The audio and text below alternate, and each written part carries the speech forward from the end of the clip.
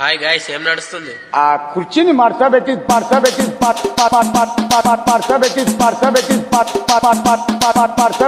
ఎవరండి ఇది కొట్టింది?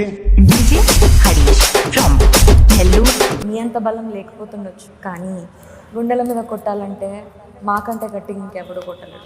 ఆ కుర్చీని మడతబెట్టి తర్వాత నేను అన్న డైలాగులు అంతా చూసేటోళ్ళు డబ్లింగ్ చెప్పుకోవాలి.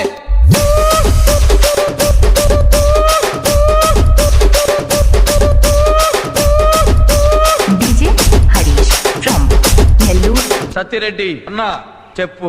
ఆ కుర్చీని మడతబెట్టి